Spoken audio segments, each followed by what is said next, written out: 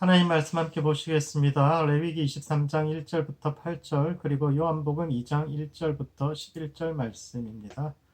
레위기 말씀부터 읽어드리겠습니다. 여호와께서 모세에게 말씀하여 이르시되 이스라엘 자손에게 말하여 이르라. 이것이 나의 절기들이니 너희가 성회로 공포할 여호와의 절기들이니라.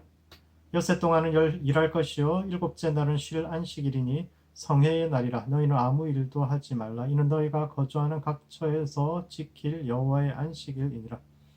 이것이 너희가 그 정한 때에 성회로 공포할 여호와의 절기들이니라. 첫째 달 열나흔 날 저녁은 여호와의 유월절이요 이달 열다섯 날은 여호와의 무교절이니 이래 동안 너희는 무교병을 먹을 것이요 그 첫날에는 너희가 성회로 모이고 아무 노동도 하지 말지며 너희는 이래 동안 여호와께 화제를 드릴 것이요 일곱째 날에도 성회로 모이고 아무 노동도 하지 말지니라.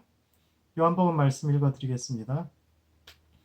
사흘째 되던 날 갈릴리 가나에 혼례가 있어 예수의 어머니도 거기 계시고 예수와 그 제자들도 혼례의 청함을 받았더니 포도주가 떨어진지라 예수의 어머니가 예수에게 이르되 저들에게 포도주가 없다 하니 예수께서 이르시되 여자여 나와 무슨 상관이 있나이까 내 때가 아직 이르지 아니하였나이다. 그의 어머니가 하인들에게 이르되 너희에게 무슨 말씀을 하시든지 그대로 하라 하니라. 거기에 유대인의 정결 예식을 따라 두세 통 드는 돌항아리 6이 놓였는지라. 예수께서 그들에게 이르시되 항아리에 물을 채우라 하신즉 아기까지 채우니 이제는 떠서 연회장에 갖다 주라 하시매 갖다 주었더니 연회장은 물로 된 포도주를 맛보고도 어디서 났는지 알지 못하되 물도 온 하인들은 알더라. 연회장이 신랑을 불러 말하되 사람마다 먼저 좋은 포도주를 내고 취한 후에 낮은 것을 내거늘 그대는 지금까지 좋은 포도주를 두었도다 하니라. 예수께서 이 첫 표적을 갈릴리 가나에서 행하여 그의 영광을 나타내심에 제자들이 그를 믿으니라. 아멘. 복음서에서 예수님께서 처음 등장하시는 장면은 예수님이 어떤 분이신지 그리고 그분이 이 땅에 무엇을 가지고 오셨는지에 대해 이야기하는데 요한복음에서는 가나 혼인잔치가 그 역할을 합니다. 이 이야기는 사흘째 되던 날이라는 도입 문장을 통해서 이 사건이 예수님의 죽으심과 부활의 의미가 무엇인지를 설명하는 이야기임을 암시하고 있는데 결론적으로 이야기하자면 예수님은 우리 인생에 멈춰진 축제를 계속되게 하기 위해 이 땅에 오셨다는 겁니다.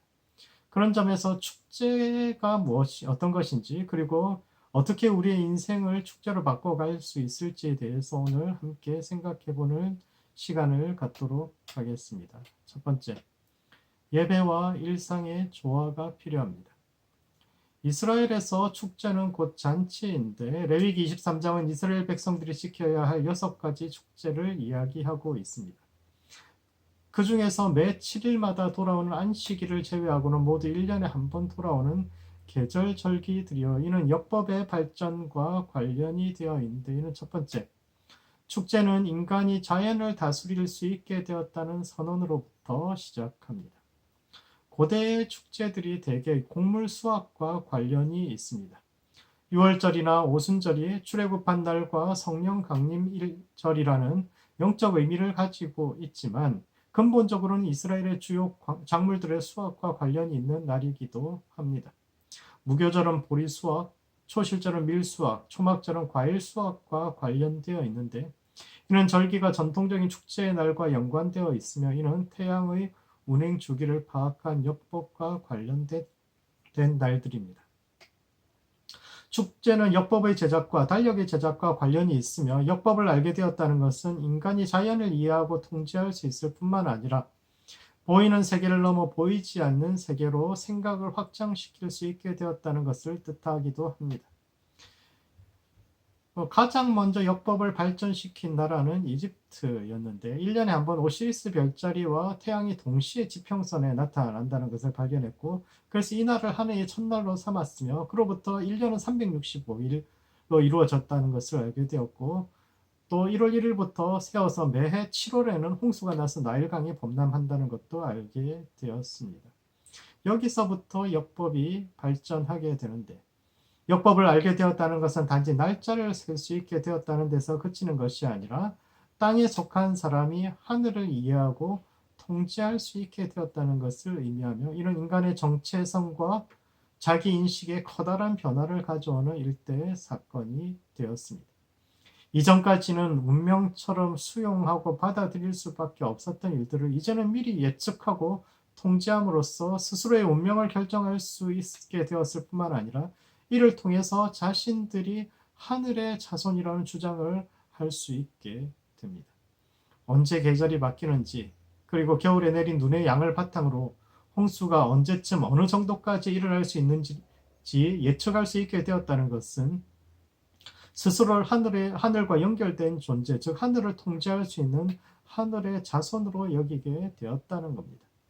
이는 비단 이집트 사람들만의 이야기가 아닙니다. 단군 신화에도 단군이 나라를 세울 때 우사와 운사 그리고 풍백이 그를 도왔다고 하는데, 구름과 바람과 비를 다스리는 신하들이 그와 함께 했다는 것은 그들이 당대의 가장 앞선 역법을 가진 존재들이었다는 뜻입니다. 단군이 스스로를 천손, 즉 하늘의 자손이라는 정체성을 자랑스럽게 이야기할 수 있던 근거가 바로 역법이요, 축제는 그러한 역법의 발전과 함께 발달해 왔으며, 이는 다른 동물들과 스스로를 구분짓고 하늘과 연결된 영적 존재로서의 자기 인식을 가지게 되는 출발점이 바로 축제라는 것을 보여줍니다. 두 번째, 예배와 일상의 조화가 필요합니다. 그러나 역법의 발전이 긍정적인 측면만을 가지고 있는 것은 아닙니다. 단군이 스스로를 하늘의 자손이라고 칭했다는 것은 기존에 그 땅에 살아가던 이들은 하늘의 자손이 아닌 땅의 자손이라는 나와 너의 구분이 심화된다는 뜻이기도 합니다. 인간은 사회적인 존재요, 혼자 살아갈 수 없기 때문에 무리를 지어야 하는데, 무리를 짓다 보면 집단이 어디로 가야 할지를 결정하는 존재, 즉 선장이 필요합니다. 선장과 엘리트, 그를 지지하는 엘리트 집단이 필요해지죠.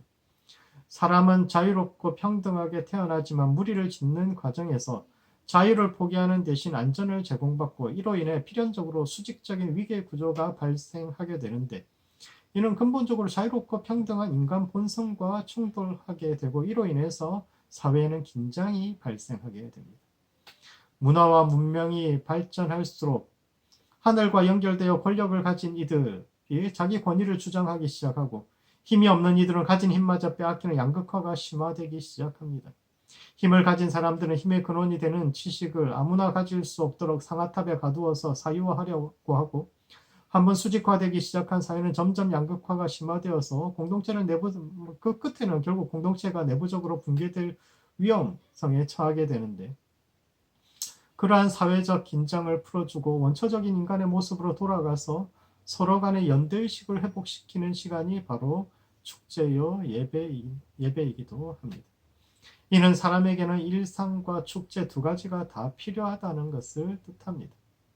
사람은 완전한 자유와 평등을 누리며 살 수는 없습니다. 그러려면 무리 짓지 않고 혼자 살아야 되는데, 인간은 자연 속에서 그렇게 홀로 살아갈 수 있을 정도로 강한 존재가 아니죠. 그러나 그렇다고 사회가 정한 대로 타고난 수저에 만족하면서 그건 우리 본성이 허락하지 않죠. 따라서 일상과 축제라는 두 가지 원리 속에서 사람은 늘 균형을 잡고 살아가야 하는 존재입니다. 그런 점에서 우리는 축제의 원리를 좀 더 강화시킬 필요가 있습니다. 6일 동안은 근면 성실하게 일해야 하지만 7일째는 머릿속을 비우고 삶의 무게로부터 떠나야 합니다. 안식일은 끊임없이 채우는 삶으로부터 떠나 비움으로써 새로운 7일을 준비하는 시간이요, 이는 절기도 마찬가지입니다. 고대의 모든 축제는 제천의식과 연관되어 있는데, 이는 축제가 단지 함께 모여서 먹고 마시고 즐기는 시간만이 아니라 모든 사람이 하나님의 자녀로 평등한 존재요, 이 땅에서 우리가 이룬 것은 개인의 노력으로만 이룬 것이 아니라 모두가 협력했기 때문에 가능했다는 사실을 되새기는 시간입니다. 축제라는 것은 내가 원래 어떤 존재인지를 생각하는 시간이죠.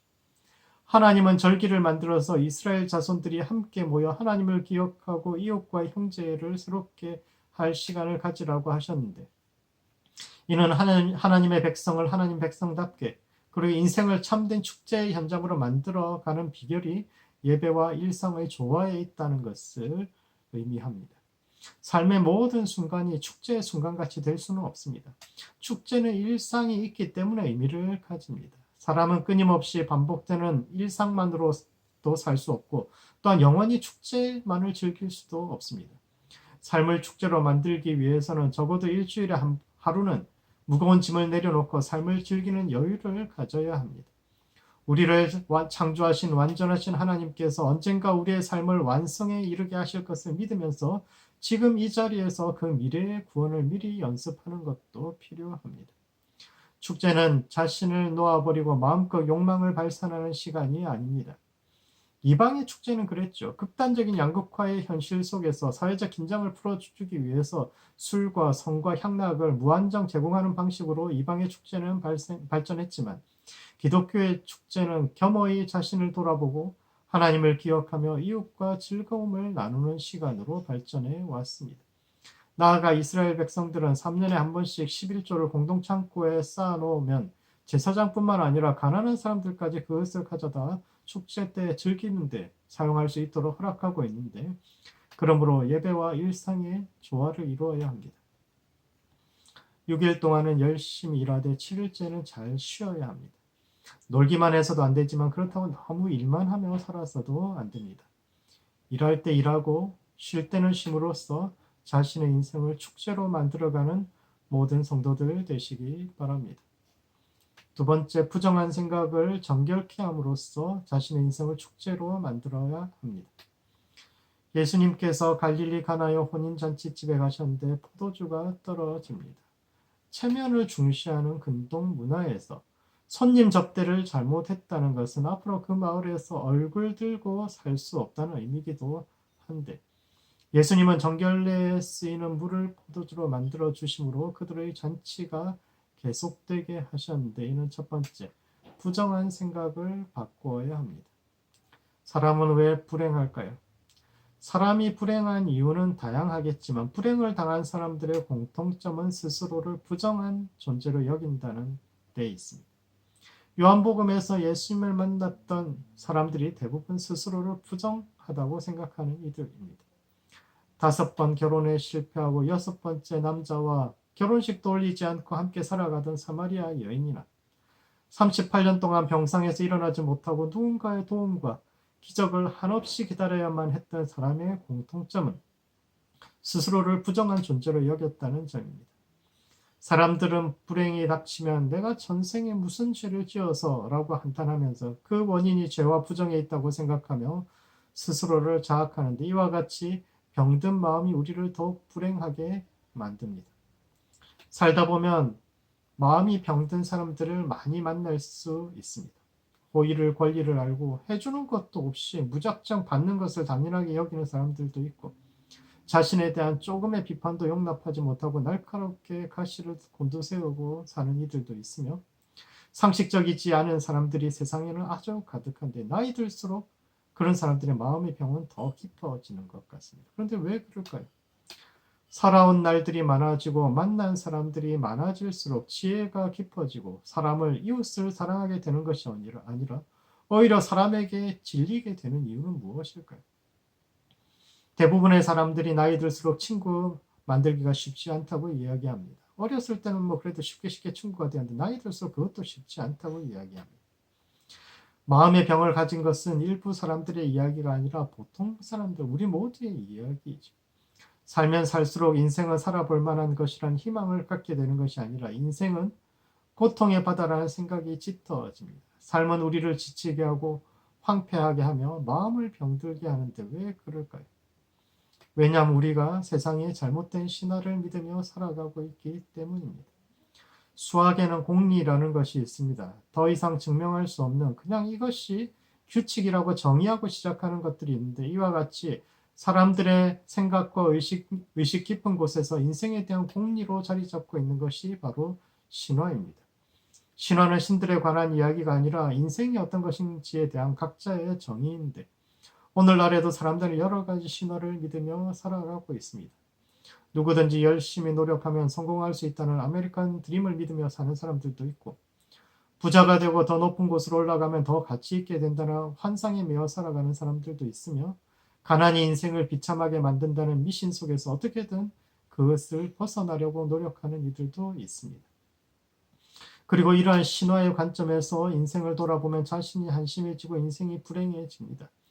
원하는 만큼 성공하지 못했다는 실패감, 타인에게 제대로 된 대접을 받지 못하고 있다는 불쾌감, 그리고 이 정도 인생밖에 살 수 없었던 이유가 되는 타고난 수저에 대한 원망 등으로 이어지는데, 이와 같이 인생을 불행하게 만드는 스스로의 생각으로부터 탈출해야 합니다. 삶을 축제로 만들기 위해서는 우리 마음 깊은 곳에 있는 신화를 바꿔야 합니다. 예수님께서 이 땅에 오셔서 행하신 일은 육신의 병을 치유하는 것이 아닌 마음을 치유하는 것이요, 그들 마음 깊은 곳에 있는 전제와 생각을 바꾸는 것이었습니다. 예수님은 불행 속에 있는 이들의 손을 잡고 그들에게 당신은 여전히 하나님의 백성이요 하나님이 당신을 사랑하신다는 메시지를 전하셨습니다. 예수님은 이 땅에 부정한 이들에게 하나님은 당신을 한 번도 버린 적이 없다고 말씀해 주셨습니다. 율법학자들과 제사장들은 잘나고 똑똑한 사람들만 하나님의 축복을 받고 그 축복에 동참하기 위해서는 열심히 신앙생활하고 11조 해야 한다고 주장했지만, 예수님은 그들의 존재 자체로 이미 사랑받고 있음을 말씀해 주셨습니다. 세상에서 무시받고 천대받는 이들에게 그분은 조건 없이 그들의 연약함과 병을 고쳐주심으로 하나님이 지금도 그들 곁에 있음을 증명해 주셨습니다.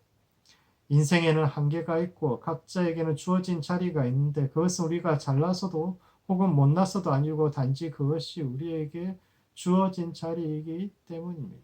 따라서 우리는 소명의 자리에서 소명을 살아내야 합니다. 스스로를 괴롭히고 있는 잘못된 신화들을 물리치고 하나님께서 내게 주신 삶을 살아내며 그곳에서 그분께 찬양을 올려드려야 합니다. 도저히 찬양이 나올 수 없을 것 같은 그런 자리에서도 하나님께 감사하고 찬양함으로써 하나님을 높이고 스스로의 인생을 축제의 현장으로 만들어가는 모든 성도들 되시기 바랍니다. 두 번째, 진리의 빛을 계속 바라보아야 합니다. 인생을 축제로 만들기 위해서는 생각이 바뀌어야 하는데, 이는 하루아침에 이루어지지 않습니다. 레위기의 중심에는 성막이 있고, 성막의 중심에는 지성소가 있으며, 지성소의 중심에는 등잔대가 있는데, 이 등잔대는 밤새 켜져 있어야 합니다. 그런데 왜 하나님은 밤새 성소에 불을 밝히라고 말씀하셨을까요? 하나님이 밤눈이 어두워서 혹시 성막 안에서 불편하실까봐 밝혀놓으라고 하셨을까요? 그렇지 않습니다. 하나님은 완전한 빛이 어둠이 이기지 못하시는 분이기 때문에 성소의 빛은 하나님을 위해서가 아니라 사람들을 위해서 필요한 것이요, 성소에 불이 늘 밝혀져 있어야 한다는 것은 밤새 항해하는 배들이 방향을 찾고 자신들의 위치를 알게 해주는 등대처럼 하나님의 말씀을 시대의 기준을 제시하는 것이요, 제사장은 그 등불을 관리하는 등대지기의 역할을 해야 함을 이야기하는데, 이와 같이 캄캄한 밤과 같은 인생에서 길을 잃고 헤맬 때마다 성수의 불빛을 바라보아야 합니다. 그러므로 우리는 마음속에 우상을 깨뜨리고 신화를 무너뜨리고 바른 기준을 세워도 돌아서면 또 길을 잃는 존재인데, 그럴 때마다 반복적으로 옛 이야기를 읽어야 합니다. 성경 속에서 믿음의 선배들이 지나갔던 그 삶의 과정들을 반복적으로 더듬어 읽어서 마침내 우리 자신도 약속의 땅에 들어가 유업을 차지할 수 있는 모든 성도들 되시기 바랍니다. 말씀을 정리하겠습니다. 레위기 23장과 요한복음 2장은 축제로서의 인생에 대해서 이야기하는데, 첫 번째, 일과 예배의 균형을 찾아야 합니다. 너무 일만 해서도 안 되고 또 너무 예배만 드려도 삶의 균형은 깨어지고 행복에 이르지 못합니다. 하나님은 우리의 삶을 축제로 계획하셨는데, 예배와 일상의 조화를 통해서 날마다 새로워지는 모든 성도들 되시기 바랍니다. 두 번째, 부정한 생각을 정결케 함으로써 삶을 축제로 만들어 가야 합니다. 삶은 실패의 연속이요, 그때마다 드는 부정적인 감정을 처리하는 것이 인생에 주어진 숙제인데, 세상의 성공 신화에 갇혀 스스로를 부정하게 여기지 말고 지금 이곳까지 이끌어 주신 하나님께 감사하며 삶의 모든 자리를 예배의 자리로 만들어 자신의 인생과 세상을 축제의 현장으로 만들어가는 모든 성도들 되시기 바랍니다. 기도하시겠습니다. 기도하실 때는 먼저 우리 자신의 예배를 위해서 기도하시겠습니다. 예배가 삶을 잠시 멈추고 비워내어 새로운 것을 채울 준비가 되는 시간이 될 수 있도록, 더 깊이 하나님을 만나고 그분을 담아내는 시간이 될 수 있도록 우리 자신의 예배를 위해서 기도하시고, 두 번째는 축제로서의 인생을 살아가는 성도와 교회 되도록 서로를 위해서 기도하시겠습니다. 사람들 안에 있는 실패감과 좌절감 같은 부정한 생각들이 정결케 되고 각자의 자리에서 소명으로 살아가는 성도들과 교회들이 일어날 수 있도록 서로를 위해서 함께 기도하시겠습니다.